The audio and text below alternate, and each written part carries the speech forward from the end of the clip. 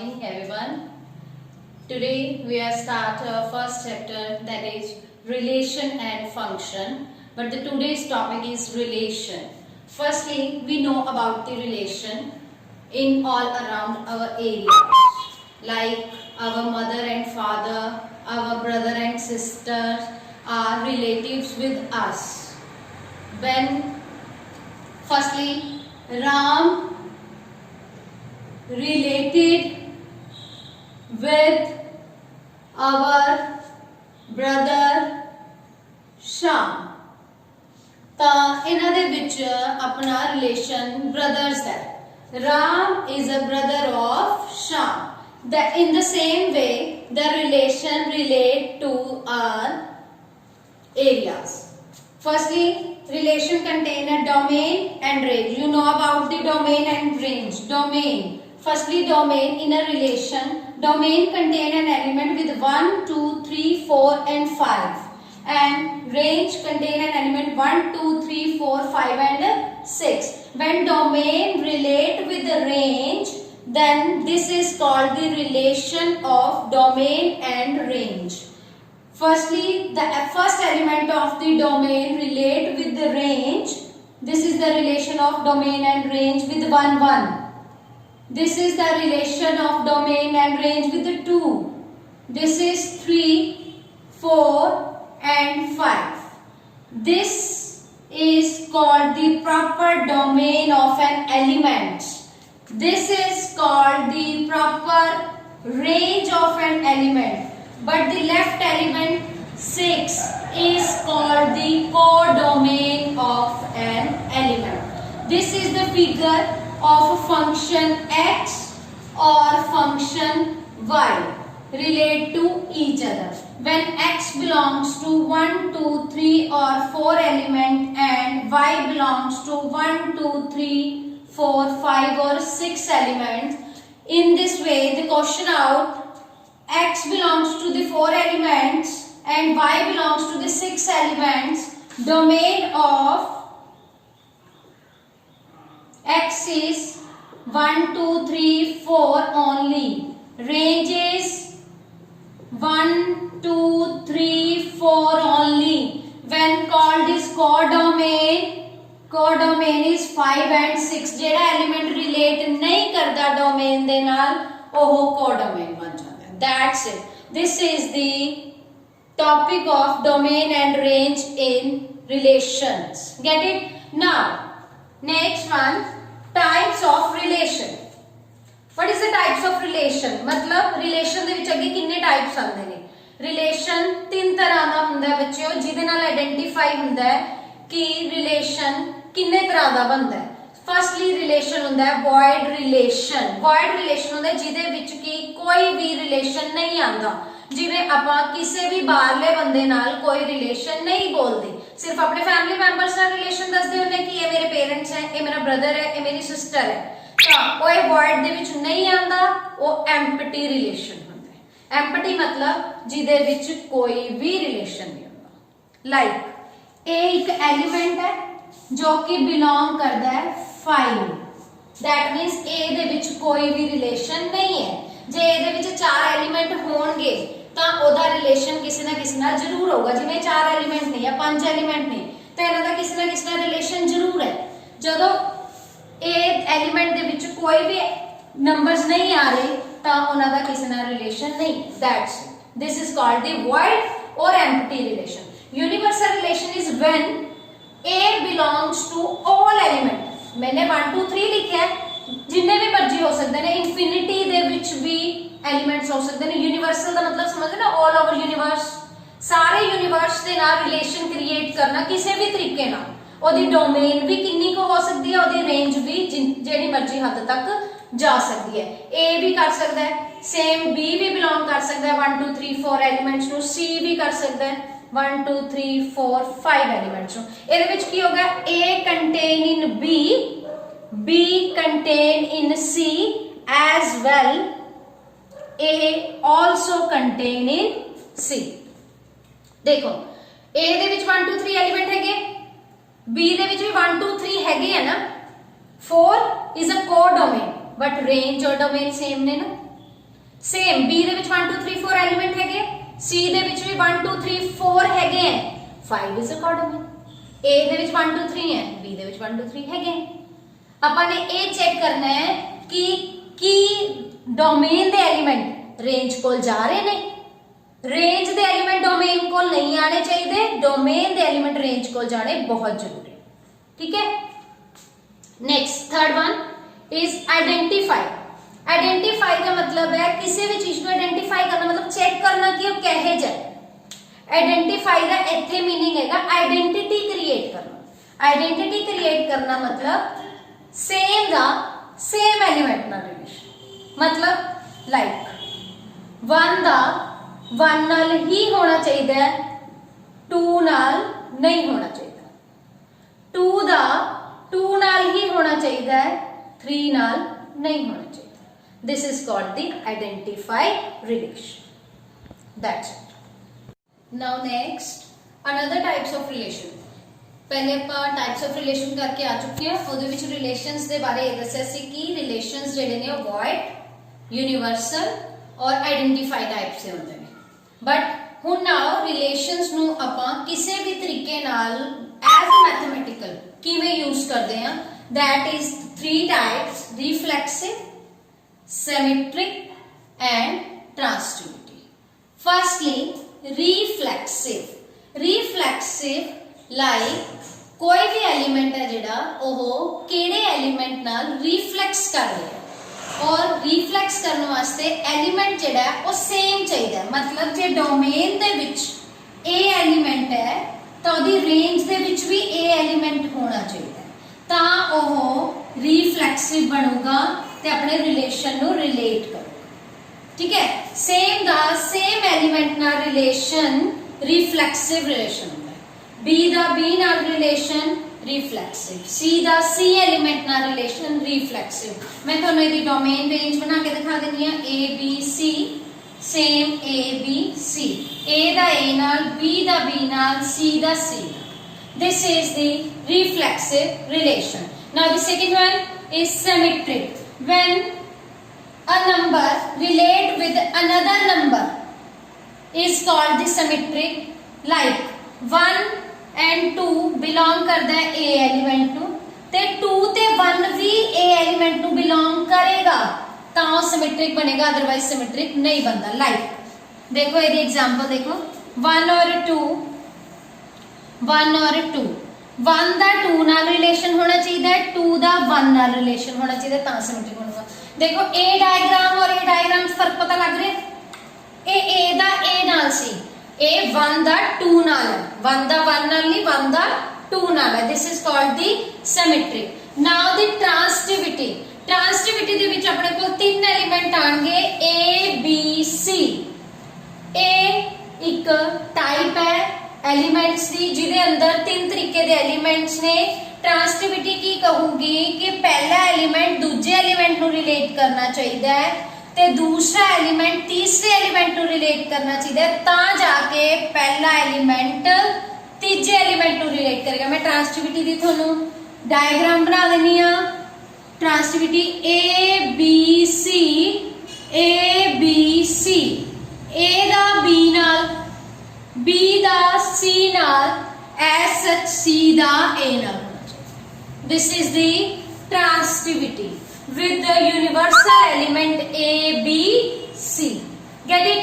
Now, सब तो main जेड़ा रिलेशन दा थोड़ा टॉपिक थोड़े पेपर्स दे विच आंदा है या थानू मेन पूछा जाता है, दैट इज एंटी सिमेट्रिक। पीछे तुसी सिमेट्रिक पढ़ के सिमेट्रिक रिलेशन दे विच की कहंदे सी कि 1 दा 2 नाल, 2 दा 1 नाल होना चाहिए। This is the symmetric diagram. Anti symmetric की कहते हैं कि जो 1 दा 2 नाल है, 2 दा 1 नाल है, ते 1 ते 2 दोनों इक्वल होने चाहिए ने। कभी हो सकता है 1 ते 2 इक्वल होण नहीं हुंदे, तां आपां इहदे विच रिलेशन तैयार किहो जिहा करना है, 1 दा 1 नाल होए ते 1 दा ही 1 नाल होए, तां जाके दोनों इक्वल होणगे, अदरवाइज नहीं होणगे। मतलब एंटी सिमेट्रिक दे विच भी सेम एलिमेंट ही रहने चाहिए ने, कदे अलग अलग नहीं होंगे, हमेशा इक्वल होंगे, ता इक्वल आएगा ना एज रिजल्ट। ये स्टेप नोट कर लियो, इंपॉर्टेंट है एंटी सिमेट्रिक का। गेट इट नाउ हुण आपां रिफ्लेक्सिव सिमेट्रिक ते ट्रांसमिटिव नू मैथमेटिकल तरीके नाल किवें कर सकते हैं। सब तो पहले रिफ्लेक्सिव दे विच तुसी लेस दैन दा रिलेशन देना। लेस दैन दा समझदे हो, a is less than and equals to a। ਇਹਦੇ ਵਿੱਚ ਦੋ ਤਰੀਕੇ ਨਾਲ ਆ ਗਿਆ, a ਤੋਂ ਲੈਸ ਵੀ ਹੈ ਤੇ ਉਹਦੇ ਇਕੁਅਲ ਵੀ ਹੈ, ਦੋਨੋਂ ਚੀਜ਼ਾਂ ਆ ਗਈਆਂ। ਮਤਲਬ 1 is less than and equals to 1। ਤੁਸੀਂ ਇਹਦੇ ਵਿੱਚ ਲੈਸ ਦੈਨ ਵਾਲਾ ਰਿਲੇਸ਼ਨ ਨਹੀਂ ਚੱਕ ਸਕਦੇ, ਤੁਸੀਂ ਇਹਦੇ ਵਿੱਚ ਰਿਲੇਸ਼ਨ ਚੱਕੋਗੇ ਇਕੁਐਲਿਟੀ ਵਾਲਾ। ਕਿਉਂ? क्योंकि तो पता लग रहा है कि इक्वल है। सेम 2 दा less than and equals to 2 ता ये केड़ा बनूगा रिफ्लेक्सिव। ये लेस देन दा रिलेशन है। सेम ਆਪਾਂ ਜੇ ਗੱਲ ਕਰਦੇ ਹਾਂ ग्रेटर देन ਦੀ ਤਾਂ ਇਹ ग्रेटर देन ਦਾ रिलेशन। सिमेट्रिक ਦੇ ਵਿੱਚ ਚੱਲਦੇ ਆ less than relation. Symmetric the 1 is less than and equals to 2 कि 2 less than and equals to 1 हो सकता है? नहीं हो सकता, ਤਾਂ ਇਹ ਸਿਮੈਟ੍ਰਿਕ ਨਹੀਂ ਬਣ ਸਕਦਾ। ਜੇ ਇਹ ਦੋਨੋਂ ਚੀਜ਼ਾਂ ਕਵਰ ਕਰਨਗੀਆਂ ਤਾਂ ਇਹ ਸਿਮੈਟ੍ਰਿਕ ਬਣੂਗਾ, ਨਹੀਂ ਇਹ ਬਣਦਾ। ਇਹ ਇੱਕ ਬਹੁਤ ਛੋਟੀ ਜਿਹੀ ਐਗਜ਼ਾਮਪਲ ਹੈ ਜਿਹੜੀ ਕਿ ਤੁਹਾਨੂੰ ਸ਼ੋ ਕਰਾ ਸਕਦੀ ਹੈ ਕਿ ਇਹ ਸਿਮੈਟ੍ਰਿਕ ਨਹੀਂ ਬਣ ਰਿਹਾ। ਜੇ ਆਪਾਂ ਬਹੁਤ ਵੱਡੀਆਂ ਐਗਜ਼ਾਮਪਲਸ ਤੇ ਜਾਵਾਂਗੇ ਤਾਂ ਇੱਥੇ 2 3 ਵੀ ਲੈ ਸਕਦੇ ਹਾਂ ਨਾ, ਫਿਰ ਉਹ ਠੀਕ ਹੋ ਜਾਊਗਾ, ਉਹ ਸਿਮੈਟ੍ਰਿਕ ਬਣ ਜੂਗੀ। ਬਟ ਉਹ ਇੱਥੇ ਆਪਾਂ 2 3 ਨਹੀਂ ਲੈ ਸਕਦੇ ਕਿਉਂਕਿ ਸਿਮੈਟ੍ਰਿਕ ਇਹਦੇ ਵਿੱਚ ਦੋ ਐਲੀਮੈਂਟ ਆਉਂਦੇ ਸਿਰਫ। ਹੁਣ ਗੱਲ ਕਰਦੇ ਹਾਂ ਆਪਾਂ ਟ੍ਰਾਂਸਟਿਵਿਟੀ। ट्रांसटिविटी दे विच केड़ा रिलेशन है? जे लेस देन दा बनाने आपां तां अपना बहुत सही जांदा है इत्थे तक। देखो ये बिल्कुल ठीक है। 1 जेड़ा 2 तो छोटा है, 2 जेड़ा 3 तो छोटा है। कि 1 3 तो छोटा हैगा? यस है। ये ट्रांसटिविटी दा रिलेशन हैगा। ठीक है, गेट इट। नेक्स्ट जे आपां यही चीज ग्रेटर च करदे हां, पहले तां ये इत्थे ही गलत है, ਅੱਗੇ ਤਾਂ ਚੱਲਣ ਦੀ ਲੋੜ ਹੀ ਨਹੀਂ ਜਦੋਂ ਆਪਣੀ ਪਹਿਲਾ ਐਲੀਮੈਂਟ ਹੀ ਗਲਤ ਹੈ। ਸੇਮ ਚੀਜ਼ ਇੱਥੇ ਕਰਦੇ ਆ, ਇਹ ਵੀ ਗਲਤ। ਦੈਟ ਮੀਨਸ ਮੇਰਾ ਸਿਰਫ ਇੱਕ ਰਿਫਲੈਕਸਿਵ ਤੇ ਟ੍ਰਾਂਸਟਿਵਿਟੀ ਲੈਸ ਦੈਨ ਦੇ ਰਿਲੇਸ਼ਨ ਦੇ ਵਿੱਚ ਆਉਂਦੇ ਨੇ, ਸਿਮੈਟ੍ਰਿਕ ਨਹੀਂ ਹੈ। ਗੈਟ ਇਟ ਨਾਓ। ਜੇ ਹੁਣ ਆਪਾਂ ਐਂਟੀ ਸਿਮੈਟ੍ਰਿਕ ਨੂੰ ਲੈਸ ਦੈਨ ਤੇ ਗ੍ਰੇਟਰ ਦੈਨ ਦੇ ਵਿੱਚ ਕਰਨਾ ਚਾਹੀਏ, ਕੀ ਉਹ ਆਊਗਾ? ਉਹ ਸਿਰਫ ਰਿਫਲੈਕਸਿਵ ਕੰਡੀਸ਼ਨ ਦੇ ਵਿੱਚ ਆਊਗਾ, ਐਂਟੀ ਸਿਮੈਟ੍ਰਿਕ ਦੇ ਵਿੱਚ ਨਹੀਂ ਆਏਗਾ। क्योंकि इक्वालिटी उदो देगा ना जो एलिमेंट अलग अलग होंगे।